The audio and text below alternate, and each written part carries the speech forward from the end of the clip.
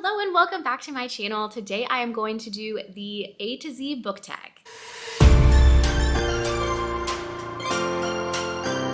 So once again, welcome back. Like I said, today I'm going to do the A to Z book tag.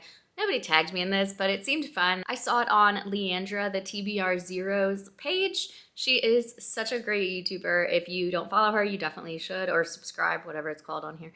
And yeah, no one tagged me. I was just like, this seems cool, let's do it. And I actually didn't watch her video yet because she, in the beginning of it, was like, I'm not gonna look at any of the questions beforehand. So I was like, ooh, that sounds cool. And I also will not look at any of the questions beforehand.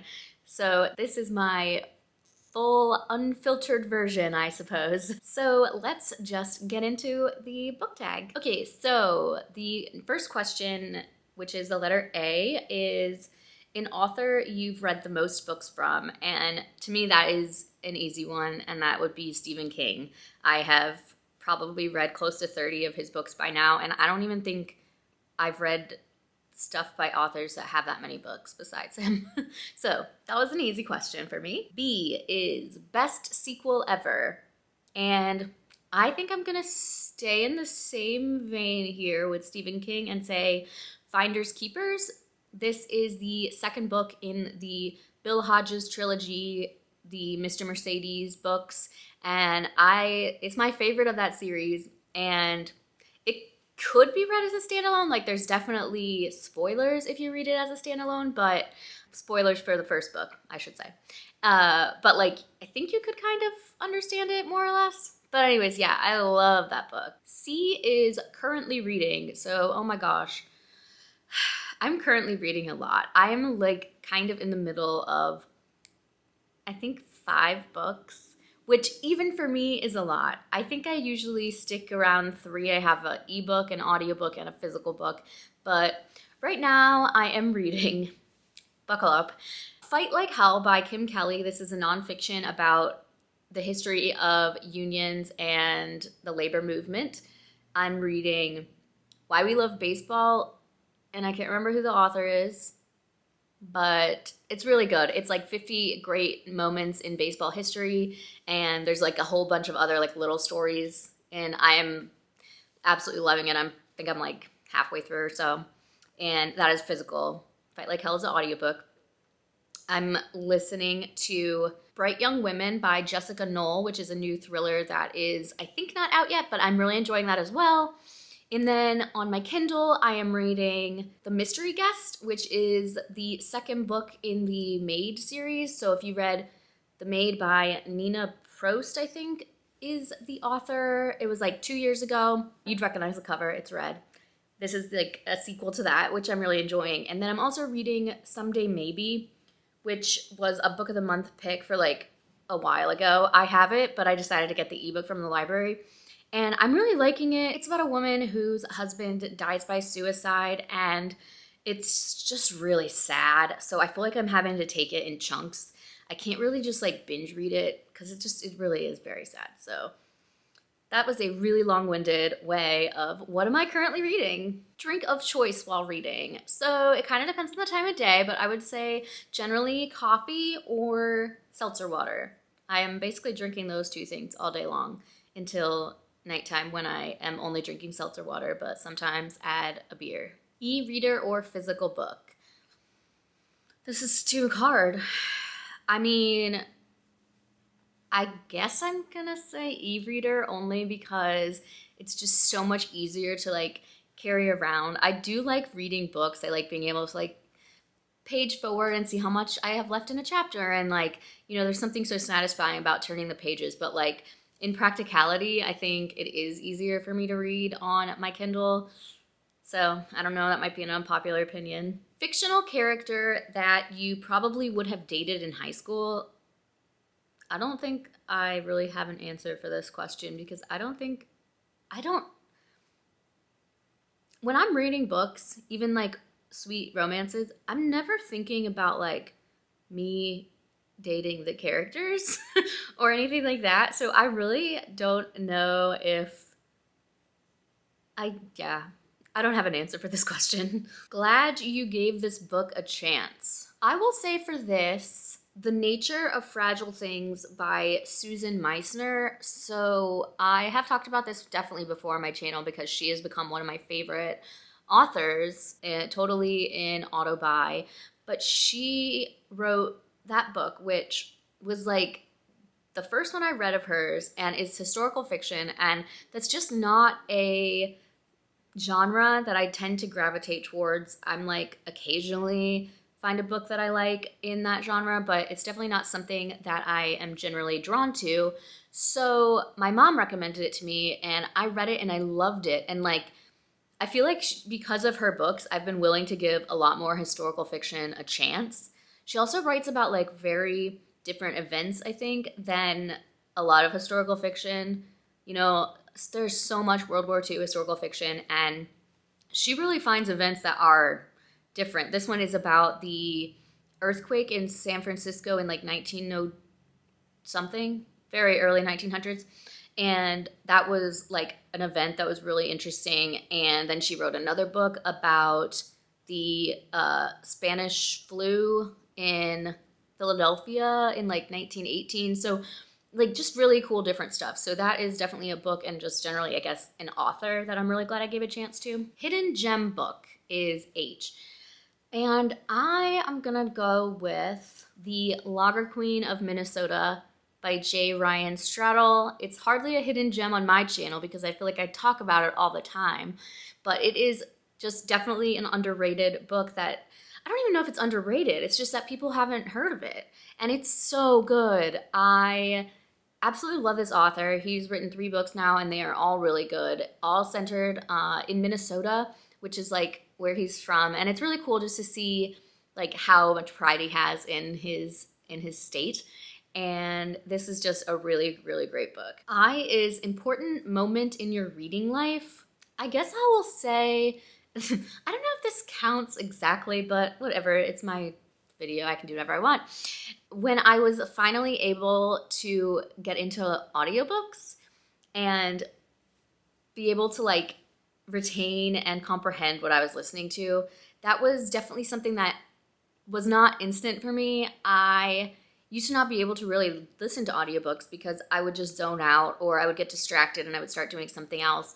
So I started listening to nonfiction only, and that I could kind of think of as like more of a podcast sort of that I could follow. And then I kind of eased into fiction, and now I like probably half the books I read at least are audiobooks. So that's definitely something that has totally changed my life because I read so much more now that I am basically always reading. Like cleaning the house, listening to an audiobook, walking to wherever, listening to an audiobook. So that is a big moment. The next one is Just Finished. And I actually have to go look at Goodreads because I don't remember what book I last finished. So the last book I finished was Camp Damascus by Chuck Tingle. This I gave 3 stars to. It was okay. I listened to the audiobook, so that's what we're going with. It's horror. It's like kind of religious horror, if that's like a subgenre. I might have just made it up, but probably not. So yeah, kinds of books you won't read is the question for K, and I would just say anything fantasy or anything that's like, if it's a romance book that has like a photograph of like a shirtless man on the cover, not interested in that. So I mean, that kind of speaks for all of it. I pretty much tell people I'll read anything except I don't read fantasy, and I don't really read like smutty romance, but more power to you if you do. Longest book you've ever read is L, and this I'm not positive because it's kind of dependent on which edition you're looking at, but it's going to be either it or The Stand, both by Stephen King. I think the copies that I have, The Stand is longer, but I think they're relatively similar in length, and I've read both, so either one of those. M is major book hangover because of, so I will say for this one, Adelaide by Genevieve Wheeler. I've talked about it so much since I read it back in January, but it just like destroyed my soul, and also was just perfect, and I feel like I still think about it all the time. And definitely had a hangover afterwards and just like could not find anything that even approached being as good. So, I mean, I've probably since read stuff that I've liked as much, but that one was tough to follow up with. Number of bookcases you own. So I live in a very small apartment. It's only about 500 square feet, and obviously I live there with another person as well. So I am pretty decent at limiting my bookcase space. I have 4 bookcases, but one of them is not solely books. There's like our printer is on a shelf, and then some picture frames on another one. So like that one is not fully books. And then in my bedroom, I have a little book cart that has like, 3 shelves. But the top shelf I use as a nightstand, so really 2. So do with that what you will. Like probably like 4 total if we're counting half a shelf and then the little cart. One book you have read multiple times. One of the only books I think I've read multiple times. Besides, I've read the Harry Potter books and the Hunger Games books many times, but not in a while. But the book that I read like once a year is 11/22/63 by Stephen King. This is like my all-time favorite book. Whenever someone asks me what my favorite book is, that is always my go-to answer because A, it's like just very straightforward, but B, it really is. I'm actually listening to it right now with a group of girls on Instagram, so having a good time with that. And yeah, like I read it almost every year. It's just so good. Preferred place to read is the question for P. And with this, I will say on the couch. I also love reading in bed, because who doesn't? I always go into the bedroom like an hour before I plan to fall asleep so I can do some reading in bed before it's actually bedtime. Q is a quote that inspires you or gives you all the feels for. I don't know. I don't know that I really like do a lot of quoting. I really can't think of an answer for this question, and I'm sure if I like went back and like looked in my Kindle quotes and stuff, I could find one, but like nothing's sticking out to me, so I'm gonna skip this one. The next one is reading regret.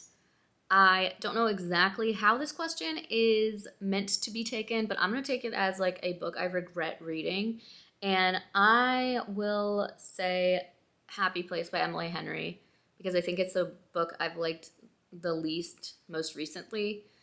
I mean, I got nothing out of that book except annoyance and rage, so I definitely regret reading that one. S is series you started and need to finish. So let's see. I don't really read a lot of series because I never finish them. Well, okay, I got one. It is more of like they go together versus like a series, but that is the like Boyfriend Project, I guess, series by Farah Rashon.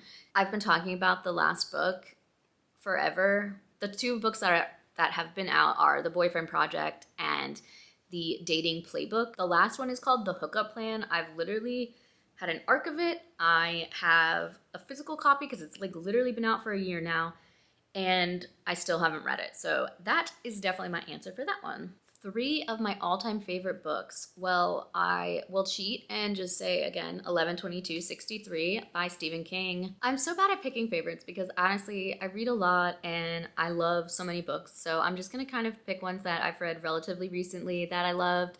So the other 2 I'll say Nothing to See Here by Kevin Wilson. This is one about kids that spontaneously catch on fire when they're angry. So I guess not that spontaneously. Anyways, that book. And Adelaide by Genevieve Wheeler. Those are definitely 3 books that are in my favorites of all time. The next one for the letter U is Unapologetic Fangirl For. And honestly, I'm just gonna say Stephen King. I'm a simple gal. I like a lot of the same things. So let's just go with Stephen King. I would absolutely die if I ever met him. I keep up with all of his books, and yeah, I definitely haven't read everything by him, but he is one that I Fangirl For. The next question is very excited for this release more than others. And I'm just a broken record here, but I'm gonna say Holly by Stephen King, which actually comes out just in a couple of weeks from when I'm filming this. And you know, I don't know how that man keeps coming up with stories and how he keeps just writing new stuff. I don't know. But he comes out with a book almost every year, sometimes more than one of a year.